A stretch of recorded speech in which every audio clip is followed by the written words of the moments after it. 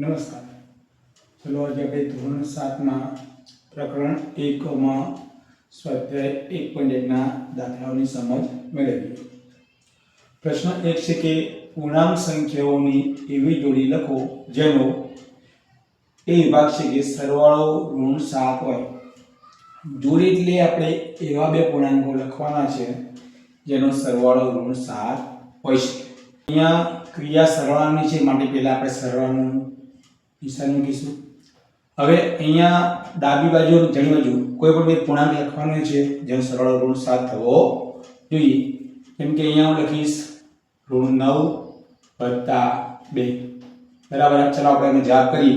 તો અહીંયા એક ઋણ સંખ્યા છે અને એક ધન એટલે ઓછે વત્તા ઓછા નમૂદ કરીએ તો 7. મોટી સંખ્યા 9 ની આગળ ઋણનું ચિહ્ન છે માટે જવાબ હશે ઋણ 7. એવું નથી કે આ સંખ્યા લખી શકાય, કોઈ પણ સંખ્યા લખી શકાય તેનો જવાબ ઋણ 7 મળવો જોઈએ. આગળનો પ્રશ્ન છે બી કે તફાવત ઋણ 10 હોય. તો તફાવત એટલે આપણે વચ્ચે બાદબાકીનું ચિહ્ન કરીશું. હવે અહીંયા બે પૂર્ણાંકોની એવી જોડી લખવાની છે જેનો જવાબ આપણે ઋણ 10 મળવો જોઈએ. જેમ કે અહીંયા હું લખીશ ઋણ 12 - ઋણ 2. આપણે એનો જવાબ કરીએ. જેમ કે ઋણ 12 અહીંયા 2 ની આગળ બે ચિહ્ન છે ઓછે વત્તા ઓછા ઓછે વત્તા એટલે વત્તા 2. અહીંયા એક ઓછે વત્તા એટલે કે ઓછા ભાગમાંથી થઈ જાય તો 10. મોટી સંખ્યાનું ચિહ્ન છે ઋણ એટલે જવાબ આવશે ઋણ 10. તો આપણે બે પૂર્ણાંકો થશે ઋણ 12 અને ઋણ 2. આગળનો પ્રશ્ન છે સી કે સરવાળો 0 હોય. તો આપણે વચ્ચે સરવાળાની નિશાની મૂકીશું. હવે જેનો જવાબ 0 થાય એવી પૂર્ણાંકોની જોડી લખવાની છે. તો આપણે અહીંયા લખીશું 4 અને ઋણ 4. આપણે જવાબ જોઈએ 4 એટલે ધન પૂર્ણાંક છે અને ઋણ પૂર્ણાંક છે એટલે અલગ અલગ ચિહ્ન છે થશે બાદબાકી 4 છે તો 0. તો આપણે પૂર્ણાંક થશે 4 અને ઋણ 4.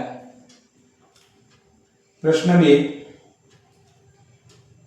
એ વિભાગ છે જેનો તફાવત 8 હોય એવા ઋણ પૂર્ણાંકોની જોડી લખો. અહીંયા તફાવત કીધું છે એટલે આપણે તો બાદબાકીની નિશાની મૂકવી પડે અને ઋણ પૂર્ણાંકોની જોડી એટલે બંને પૂર્ણાંકો ઋણ પૂર્ણાંક લખવાના છે. જેમ કે આપણે અહીં લખીશું ઋણ 2 - ઋણ 10. ચલો આપણે એનો જવાબ લઈએ. જેમ કે ઋણ 2 અહીં 10 ની આગળ અહીંયા પણ બાદબાકીનું નિશાની છે, એની બહાર પણ બાદબાકીની નિશાની છે એટલે ઓછે થશે વત્તા. આનો આપણે જવાબ કરીએ. હવે અહીંયા એક વત્તા ઓછા એટલે ક્રિયા થશે ઓછા 10 બીજે તો 8. મોટી સંખ્યા છે 10 ની આગળ વત્તા એટલે કે ધન નિશાની છે માટે જવાબ થશે 8. તો આપણે બે પૂર્ણાંકો થશે ઋણ 2 અને ઋણ 10. બી નંબર પ્રશ્ન છે જેનો સરવાળો ઋણ 5 હોય એવા ઋણ પૂર્ણાંક અને ધન પૂર્ણાંક લખો. અહીંયા કીધું છે સરવાળો. પહેલા આપણે સરવાળાની નિશાની કરીશું. હવે લખવાનું છે પહેલો ઋણ પૂર્ણાંક અને બીજો ધન પૂર્ણાંક. તો આ બાજુ આપણે ઋણ પૂર્ણાંક લખવાનો છે, આ બાજુ આપણે ધન પૂર્ણાંક લખવાનો છે અને જવાબ આપણે ઋણ 5 આવવો જોઈએ. જેમ કે આપણે અહીંયા લખીશું પહેલો ઋણ પૂર્ણાંક એટલે ઋણ 10, બીજો ધન પૂર્ણાંક એટલે આપણે લખીશું 5. ચલો આપણે એની ક્રિયા કરીએ. બંને જો ઓછા વત્તા એટલે અલગ અલગ ચિહ્ન છે એટલે ક્રિયા થશે બાદબાકી. 10 ની પાછળ તો 5. મોટી સંખ્યા અહીંયા 10 છે એની આગળ ચિહ્ન છે ઓછાનું એટલે કે અહીંયા ઋણની નિશાની લાગશે. તો આપણે જવાબ મળશે ઋણ 5. જે પૂર્ણાંકો છે તે હશે ઋણ 10 અને 5. પ્રશ્ન સી છે કે જેનો તફાવત ઋણ 3 હોય એવા ઋણ પૂર્ણાંક અને ધન પૂર્ણાંક લખો.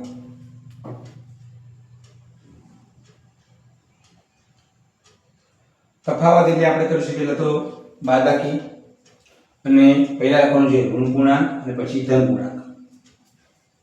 તો આપણે અહીંયા લખીશું પહેલા ઋણ એટલે ઋણ 1 કરીશું અને અહીં આપણે જે ઋણ પૂર્ણાંક છે અને 2 જે ધન પૂર્ણાંક છે આપણે એનો જવાબ કરીએ. ઓછે ઓછે વત્તા એટલે 1 ને 2 3 બંનેની આગળ ચિહ્ન છે ઓછા એટલે આગળ ચિહ્ન ઓછાનો જવાબ છે ઋણ 3. તો આપણે જે પૂર્ણાંકો છે થશે ઋણ 1 અને 2.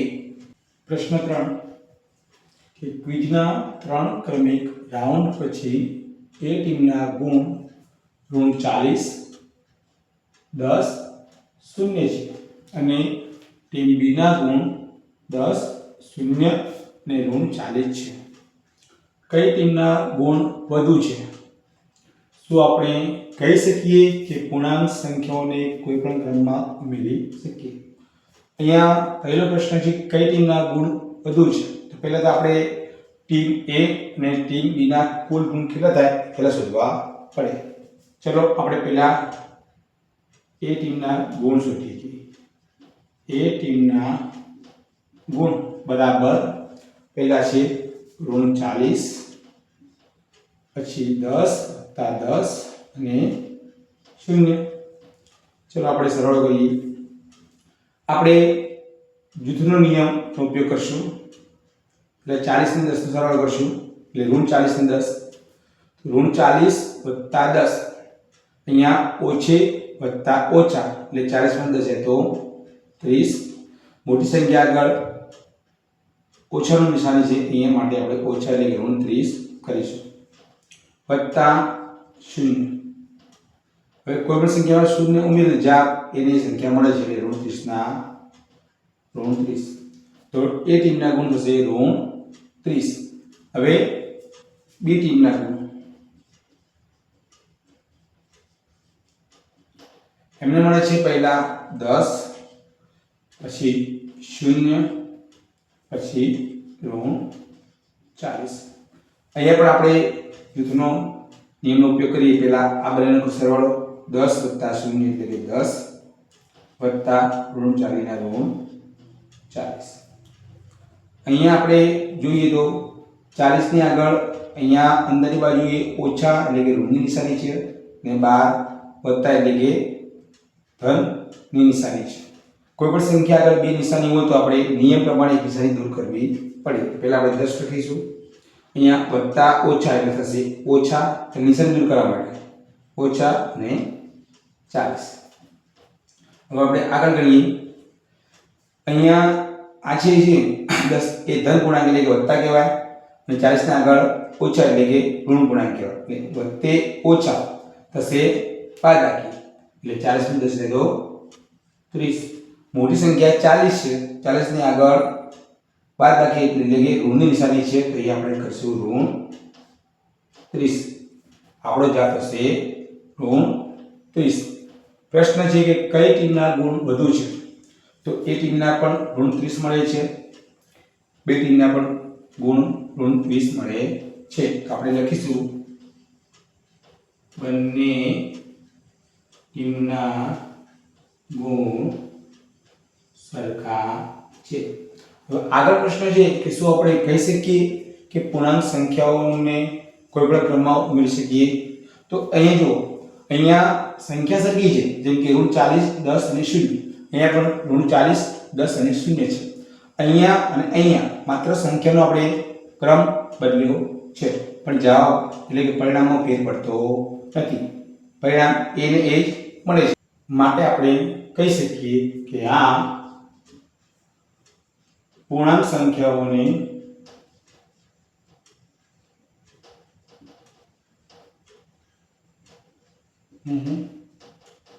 કોઈ પણ ક્રમમાં ઉમેરી શકીએ છીએ. પ્રશ્ન 4 જોઈએ કે નીચે આપેલા વિધાનોને સાચા બનાવવા માટે ખાલી જગ્યા પૂરો. પ્રશ્ન 1 છે કે ઋણ 5 વત્તા ઋણ 8 બરાબર ઋણ 8 વત્તા ખાલી જગ્યા. આપણને અહીંયા બે પૂર્ણાંકોની જોડી છે, જેમ કે ઋણ 5 અને ઋણ 8 બરાબર કરીને આપણને અહીં દેખાય છે કે ઋણ 8 છે એનો ક્રમ અહીંયા બદલ્યો છે. ઋણ 8 ને પ્રથમ લખ્યા છે, ઋણ 5 ને આપણે પાછળ લખવા પડે, માટે અહીં જવાબ થશે ઋણ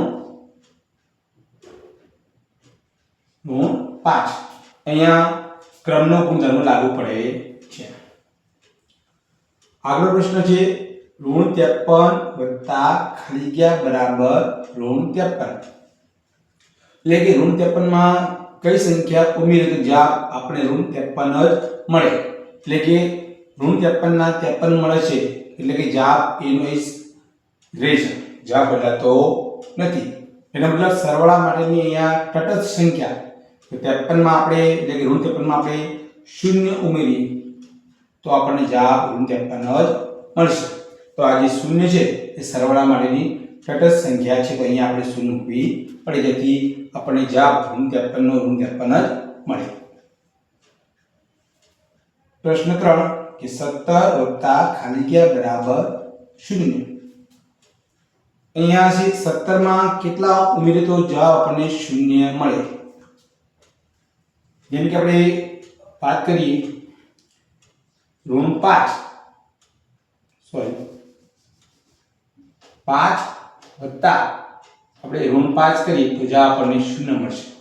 જેમ કે 5 અને ઋણ 5 બંને એકબીજાની વિરોધી સંખ્યા છે, તેનો મતલબ વિરોધી સંખ્યાનો સરવાળો હંમેશા 0 થાય છે. તો એ 17 છે, તો 17 ની વિરોધી થાય ઋણ 17, તો આપણે અહીંયા લખવા પડશે ઋણ 17, એટલે કે આપણને જવાબ મળશે 0.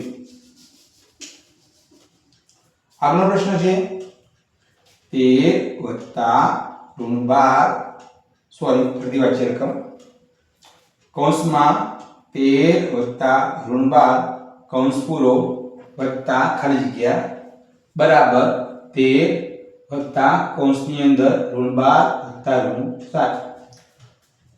આપણે અહીં જો આ બાજુ ત્રણ પૂર્ણાંકો છે 13 ઋણ 12 અને ઋણ 7, આ બાજુ 13 12 સીધો આપણે ખ્યાલ આવી જાય કે 13 ઋણ 12 છે, 13 છે ઋણ 12 છે, તો ઋણ 7 આ બાજુ છે, આ બાજુ ફૂટે છે, સીધો આપણે લખી શકીએ ઋણ 7. આપણે અહીંયા જોવું હોય તો અહીંયા જૂથનો ગુણધર્મ લાગુ પડે છે, જેમ કે પહેલામાં 13 અને ઋણ 12 નું જૂથ બનાવેલું છે, આ બાજુ ઋણ 12 અને ઋણ 7 નું જૂથ બનાવેલું છે. ટૂંકમાં બંને બાજુ પરિણામ શરૂ કરવા માટે ખૂટતો અંક આપણે અહીં મૂકવો પડે. છેલ્લો પ્રશ્ન છે ઋણ 4 વત્તા કૌંસની અંદર 15 વત્તા ઋણ 3 બરાબર ઋણ 4 વત્તા 15 વત્તા ખાલી જગ્યા. અહીંયા પણ આપણને ખ્યાલ આવી જાય છે કે અહીંયા ઋણ 4, અહીંયા ઋણ 4, અહીંયા 15, અહીંયા 15, અહીંયા ઋણ 3, અહીંયા ઋણ 3 ખૂટે છે, માટે આપણે અહીંયા ઋણ 3 મૂકી શકીએ. અહીંયા પણ જૂથનો ગુણધર્મ લાગુ પડે છે, જેમ કે પહેલામાં 15 વત્તા ઋણ 3 નું જૂથ બનાવેલું છે, એ જ પ્રમાણે બીજામાં ઋણ 4 વત્તા 15 નું જૂથ બનાવેલું છે. વિડીયો ગમ્યો હોય તો લાઈક, શેર અને સબસ્ક્રાઇબ કરજો. વિડીયો જોવા બદલ ખૂબ ખૂબ આભાર.